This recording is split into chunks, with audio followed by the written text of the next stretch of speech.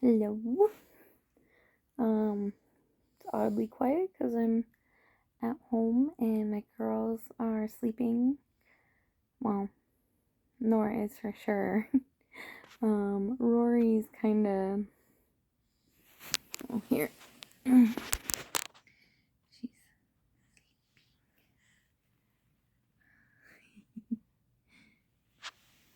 I'm sure she'll wake up from her milk coma soon. Um. So I promised some people I would do some updates on my health and some stuff kind of going on with me. We're coming up really soon here.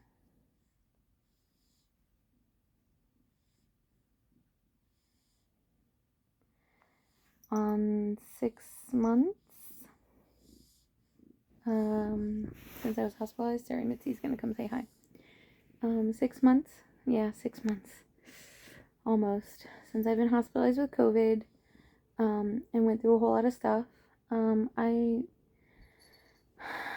recap, I was 30 weeks pregnant when I caught COVID, and it was the end of November.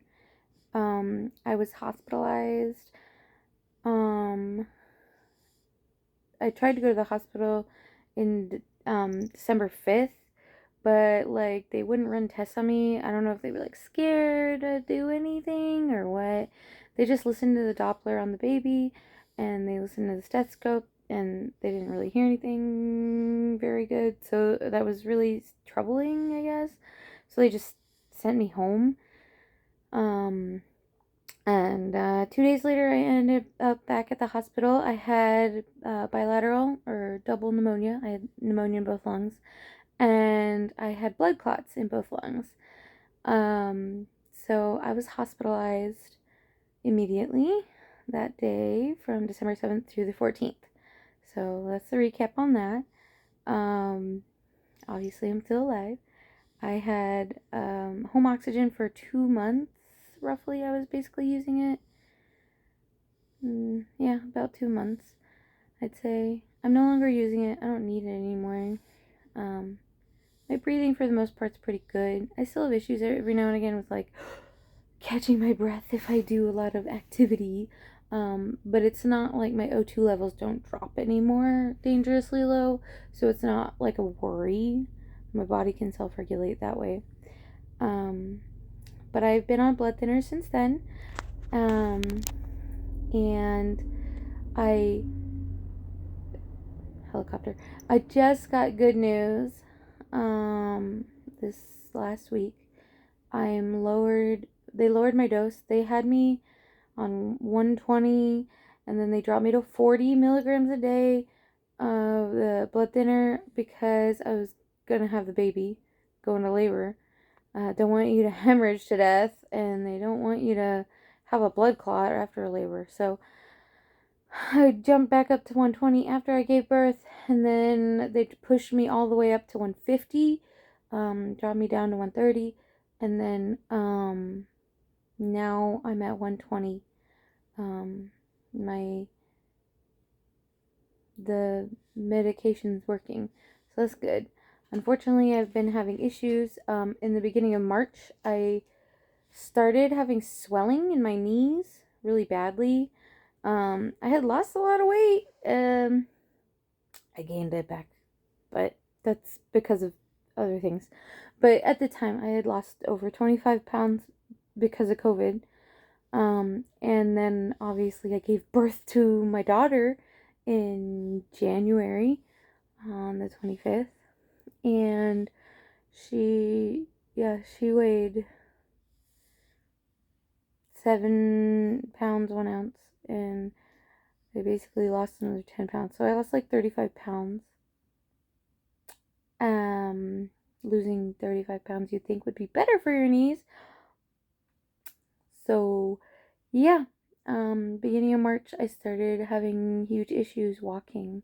Just standing up to go walk.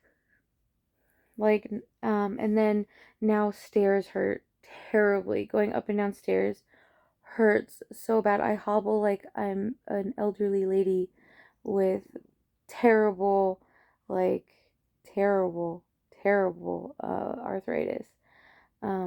My primary care physician thinks it could be inflammatory arthritis from COVID because a lot of COVID patients, months after they have COVID, are starting to have inflammation problems like back pain, shoulder and elbow, carpal tunnel. I got carpal tunnel surgery already, so I don't have that problem. Scars to prove it. But yeah, oh, my daughter's waking up. She hears my voice. Um, Hopefully she doesn't fuss too much, but yeah.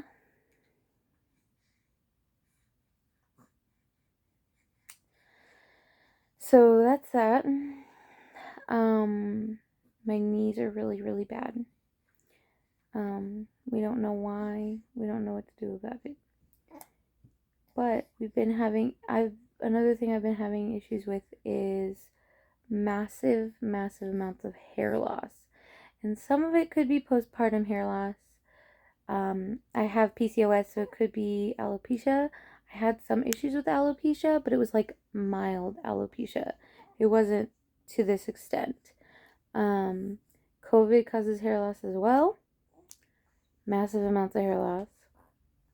Um, and maybe I just didn't have that COVID shed because I had been pregnant. I don't know. It could also be the blood thinner that I'm on, because being on blood thinner more than 3 months, your hair can start falling out. But it's gotten to the point that I had to chop all my hair off, because it's dragging my hair down. And yeah, I thought I was doing really good. I thought I didn't have any postpartum depression. I thought I was doing really great. Unfortunately, that is not the case. Within the last month, with my knees and all this stuff, my depression is hitting a new high, which is great. Not really. It's actually really bad, and I probably should talk to somebody, but I don't have anybody to talk to about it. Like, my primary care physician just kind of like writes me off. And yeah, I don't know what to do. I don't know if my hair is gonna come back either. So yeah, but my hair loss is pretty extensive. I'm basically going bald. Unfortunately, my sister's a hairdresser, so she's given me all sorts of shampoos, alopecia shampoos, everything under the sun. The only thing I haven't done is like a medication. I might talk to my doctor, see if I could get on any. The problem is I have to be careful about any medication I take because of the blood thinner. And if the blood thinner is causing the hair loss, I can't do anything about it. I already talked to my hematologist, and she doesn't think I'm going to be off the blood thinner because she's worried about the inflammation. And so she's not going to take me off of the blood thinner until I show any massive improvements, or mid to late August. I had read that it could take 6 months to a year for blood clots to go away. So it wasn't like this was a shock, but the hair loss, and it's not just my hair, it's also my eyebrows. Like, my eyebrows are starting to thin at like the tops, and some of my eyelashes are starting to fall out too. So it's not just the hair on my head, it's my whole body. So I have cried about it a lot. I know it's just hair, but like it is an extension of who you are and how you express yourself. So it's very heartbreaking that way. But also it's further harming mentally because I've been going through so much. And now my insides are starting to, reflect my outsides. Or my outsides are starting to reflect my insides. But it's been hard. I still have issues with memory and obviously talking and yeah. I did get my second COVID vaccine. So that was really great. I'm happy about that, But this is really shows you why you need to get the vaccine. Is because of what's happened to me. And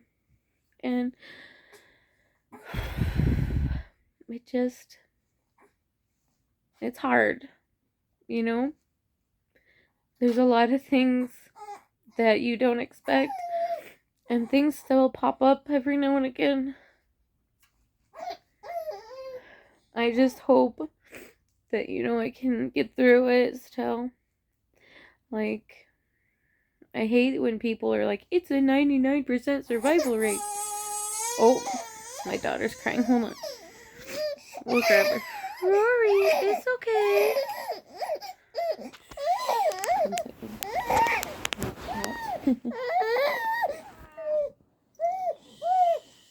You want to say hi? Oh. Okay. There. I fixed it. We fixed it. Is that better? Yeah, that's better. I just worry for her every day still. And I worry for how things will be in the future. So, it's me telling you to get your COVID vaccine. Both of us are saying it. Go get your COVID vaccine. Take care of yourselves. Stay healthy. We're going to try and have a positive outlook and stay together. But it is very hard. So, I'll probably do another video. This one's getting kind of long, but I'll do a video talking about probably my reactions to the vaccine, because I reacted both times differently to each. I mean, I had the same vaccine. I had Pfizer, but my body reacted differently to it, and I'll just talk about it. And then, yeah, I'll probably update you again in a month or two.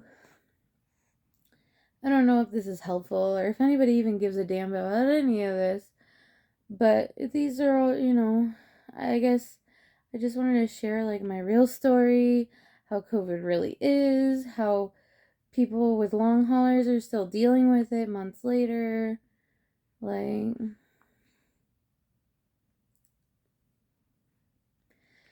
we'll see.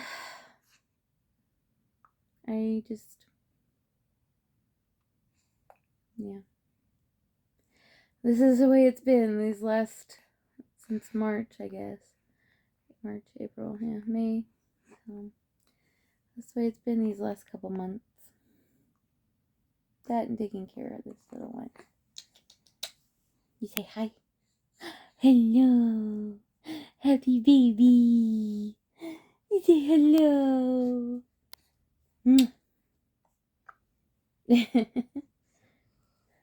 She's so cute. She brings a smile to my face. I hope that something brings a smile to your faces too. So, I love you all. We'll talk to you again soon. Say bye-bye.